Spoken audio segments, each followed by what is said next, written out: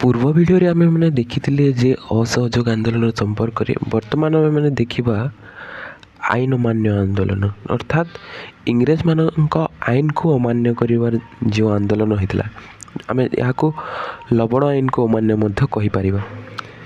ଯେ ଆଇନ ଅମାନ୍ୟ ଆନ୍ଦୋଳନ ଗାନ୍ଧିଜୀଙ୍କର ଦ୍ୱିତୀୟ ପର୍ଯ୍ୟାୟର ଆନ୍ଦୋଳନ ଥିଲା। ପ୍ରଥମ ଥିଲା ଅସହଯୋଗ ଆନ୍ଦୋଳନ। ଅସହଯୋଗ ଆନ୍ଦୋଳନ ପରିସମାପ୍ତି ପରେ ଗାନ୍ଧିଜୀ କିଛି ସମୟ ରାଜନୀତିରୁ ଦୂରେଇ ରହିଥିଲେ। ଅବଶ୍ୟ କତିପୟ ଭାରତୀୟ ଉଗ୍ରଜାତୀୟତାବାଦରେ ସମ୍ପୃକ୍ତ ରହି ବ୍ରିଟିଶ ସରକାରଙ୍କର ଆଖିରୁ ନିଦ ହଜାଇ ଦେଇଥିଲେ। ହେଲେ ସାଇମନ କମିଶନ ଆସିଥିଲା, ଯାହାକୁ ସାଇମନ ଗୋ ବ୍ୟାକ୍ ବୋଲି କହିଥିଲେ। କମିଶନ ଘୋଷଣାକୁ ସ୍ଥାଣୁତାକୁ ସକ୍ରିୟତାରେ ରୂପାନ୍ତରିତ କରିଦେଇଥିଲା।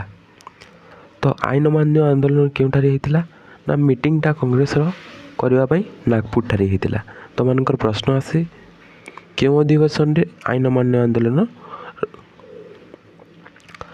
ତ ଆଇନ ଅମାନ୍ୟ ଆନ୍ଦୋଳନର କାରଣ, ଆଇନ ଅମାନ୍ୟ ଆନ୍ଦୋଳନ କେବେ ଆରମ୍ଭ ହୋଇଥିଲା ନା 1930 ମସିହାରେ ଆଇନ ଅମାନ୍ୟ ଆନ୍ଦୋଳନ ହେଇଥିଲା। ଏଥିପାଇଁ ଅନେକ ଗୁଡ଼ିଏ କାରଣ ଦାୟୀ ଅଟେ। ପ୍ରଥମ ହେଲା ସାଇମନ କମିଶନ। ତ 1919 ଭାରତ ଶାସନ ଆଇନକୁ ତର୍ଜମା କରିବା ପାଇଁ କାର୍ଯ୍ୟକାରିତାକୁ ଅନୁଧ୍ୟାନ କରିବା ପାଇଁ ସାର୍ ଜନ୍ ସାଇମନ ଆସିଥିଲେ 7 ଜଣିଆ କମିଟି ନେଇକି, ଯେଉଁଥିରେ କି ଗୋଟିଏ ମଧ୍ୟ ଭାରତୀୟ ନଥିଲେ। ଏହାକୁ କଂଗ୍ରେସ, ମୁସଲିମ ଓ ଅନ୍ୟାନ୍ୟ ରାଜନୈତିକ ବିରୋଧ କରିଥିଲେ ଏବଂ ସେମାନେ କହିଥିଲେ ସାଇମନ ଫେରିଯାଅ ବା ସାଇମନ ଗୋ ବ୍ୟାକ୍ ଧ୍ୱନି ଦେଇଥିଲେ। ତା ପରବର୍ତ୍ତୀ ସମୟରେ ଲାହୋର କଂଗ୍ରେସ ଓ ପୂର୍ଣ୍ଣ ସ୍ୱରାଜ ଦାବି କେବେ ହେଇଥିଲା ନା ତମାନଙ୍କର ପ୍ରଶ୍ନ ଆସେ 1929 ମସିହାରେ ହେଇଥିଲା। କେଉଁଠାରେ ନା ଲାହୋରଠାରେ ଅନୁଷ୍ଠିତ କଂଗ୍ରେସ ଅଧିବେଶନରେ। କାହାର ଅଧ୍ୟକ୍ଷତାରେ ନା ଜବାହରଲାଲ ନେହେରୁଙ୍କ ଅଧ୍ୟକ୍ଷତାରେ। ଏଠି ପୂର୍ଣ୍ଣ ସ୍ୱରାଜ ପ୍ରସ୍ତାବ ଗୃହୀଥିଲା, କିନ୍ତୁ ତାଙ୍କ ପିତା କ'ଣ କରିଥିଲେ ନା ସ୍ୱରାଜ ଦାବି କରିଥିଲେ। ପରବର୍ତ୍ତୀ ଆନ୍ଦୋଳନର ରୂପରେଖ କ'ଣ ହେବ ଗାନ୍ଧିଜୀ ସ୍ପଷ୍ଟ କରିଦେଇଥିଲେ। ଗାନ୍ଧିଜୀଙ୍କର 11 ଦଫା ପ୍ରସ୍ତାବ, ଅର୍ଥାତ୍ 11ଟି ପ୍ରସ୍ତାବ ଦେଇଥିଲେ ଯେ କ'ଣ କ'ଣ ଆବଶ୍ୟକତା ଅଛି, କ'ଣ କ'ଣ ଦରକାର ବୋଲି। ଆଇନ ଅମାନ୍ୟ ଆନ୍ଦୋଳନ ଆରମ୍ଭ ପୂର୍ବରୁ ଗାନ୍ଧିଜୀ 11 ଦଫା ବିଶିଷ୍ଟ ପ୍ରସ୍ତାବ ଲର୍ଡ଼ ଇରୱିନ୍ଙ୍କୁ ଦେଇ କାର୍ଯ୍ୟକାରୀ କରିବାକୁ ପରାମର୍ଶ ଦେଇଥିଲେ।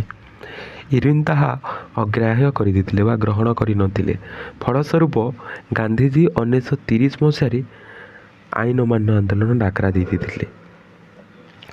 ଆଇନ ଅମାନ୍ୟ ଆନ୍ଦୋଳନର କାର୍ଯ୍ୟକ୍ରମ ଆରମ୍ଭ ହେବା ପୂର୍ବରୁ 1930 ଫେବୃଆରୀ ମାସରେ ସାବରମତୀଠାରେ କଂଗ୍ରେସର ବୈଠକ ବସିଥିଲା। ଗାନ୍ଧିଜୀ ଆନ୍ଦୋଳନର କାର୍ଯ୍ୟକ୍ରମ ଉପରେ କେବଳ ଆଇନ ଅମାନ୍ୟ ବୋଲି ସୂଚନା ଦେଇଥିଲେ।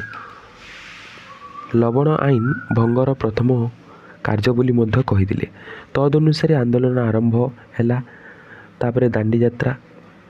ଆଇନ ଅମାନ୍ୟ ଆନ୍ଦୋଳନରେ ଦାଣ୍ଡିଯାତ୍ରା ଯଥେଷ୍ଟ ଗୁରୁତ୍ୱପୂର୍ଣ୍ଣ ଭୂମିକା ବହନ କରେ, କାରଣ ଆନ୍ଦୋଳନ ଏଇଠି ହିଁ ଆରମ୍ଭ ହେଲା। 1930 ମାର୍ଚ୍ଚ 17ରେ ଗାନ୍ଧିଜୀ 78 ଜଣଙ୍କୁ ନେଇ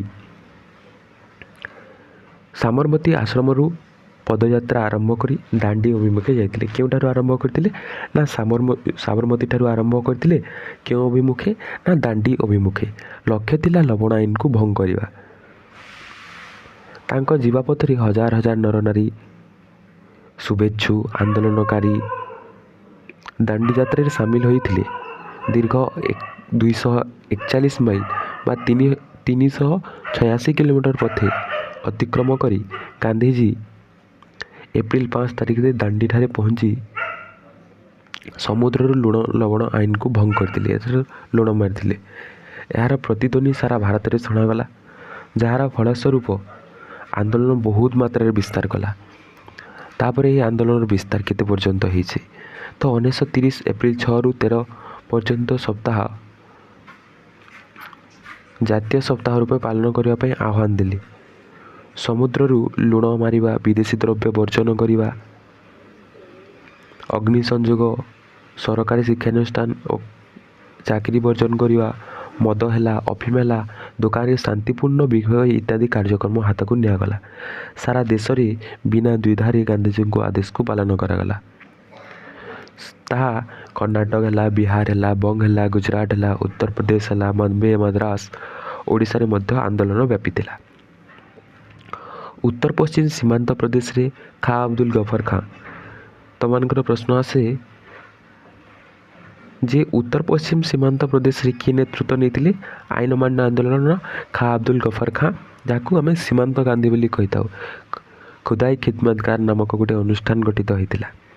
ନାଗାଲାଣ୍ଡର ରାଣୀ ଚୌଧୁରୀଙ୍କ ନେତୃତ୍ୱରେ ମଣିପୁରୀ ନାଗାମାନେ ଆନ୍ଦୋଳନ ସାମିଲ ନେଇଥିଲେ।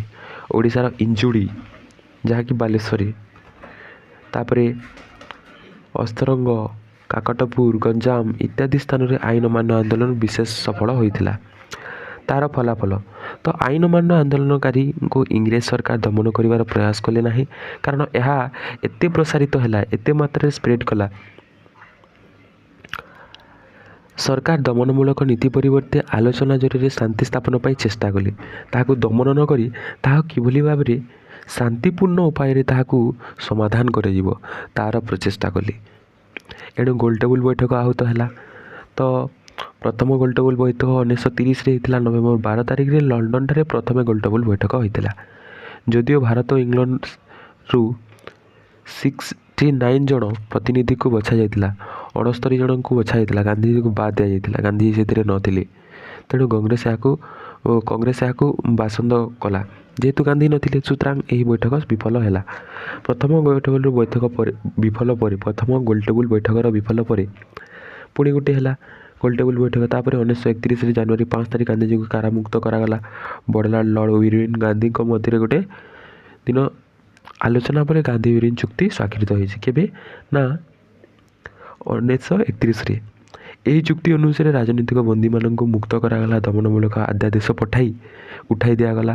ଦ୍ୱିତୀୟ ଗୋଲଟେବୁଲ ବୈଠକରେ ଯୋଗ ଦେବା ପାଇଁ ଗାନ୍ଧୀଜୀ ରାଜି ହେଲେ ଏବଂ ଏହି 3 ଗୋଲଟେବୁଲ ବୈଠକରୁ ଓଡ଼ିଶାରେ ଜଣାଯାଇଥିଲେ କୃଷ୍ଣଚନ୍ଦ୍ର। ଦ୍ୱିତୀୟ ଗୋଲଟେବୁଲ ବୈଠକ 1931 ମସିହା ସେପ୍ଟେମ୍ବର 7 ତାରିଖରୁ ଡିସେମ୍ବର 1 ତାରିଖ ପର୍ଯ୍ୟନ୍ତ ଲଣ୍ଡନଠାରେ ଅନୁଷ୍ଠିତ ହୋଇଥିଲା। ଗାନ୍ଧୀଜୀ ଏହି ବୈଠକରେ ଯୋଗ ଦେଇଥିଲେ, ମାତ୍ର ଆଲୋଚନା ବିଫଳ ହେବାରୁ ସେ ଭାରତ ପ୍ରତ୍ୟାବର୍ତ୍ତନ କରିଥିଲେ।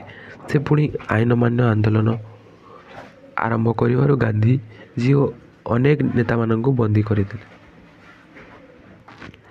ତା ପରବର୍ତ୍ତୀ ସମୟରେ ତୃତୀୟ ଗୋଲଟେବୁଲ ବୈଠକ ହୋଇଛି 1932 ମସିହା ନଭେମ୍ବର 17ରୁ 24 ଡିସେମ୍ବର ପର୍ଯ୍ୟନ୍ତ।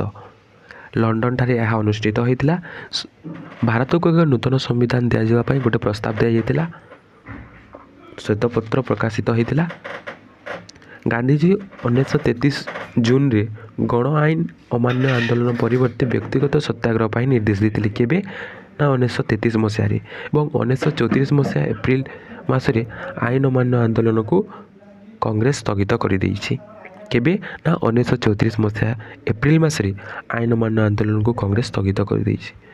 ତ ଆମେ ଯଦି ଦେଖିବା ଏହି ଆଇନ ଅମାନ୍ୟ ଆନ୍ଦୋଳନ ଯୋଗୁଁ କୃଷକମାନଙ୍କର ସମସ୍ୟା ସବୁ ଲୋକଲୋଚନକୁ ଆସିଲା, ଯେ ଜାଣିପାରିଲେ କ'ଣ ସମସ୍ୟା ରହିଛି। ଭାରତୀୟ ନାରୀମାନେ ମଧ୍ୟ ସଚେତନ ରହିଲେ। ସେମାନେ ମଧ୍ୟ ଏହି ଆନ୍ଦୋଳନରେ ଯୋଗ ଦେଇଥିଲେ।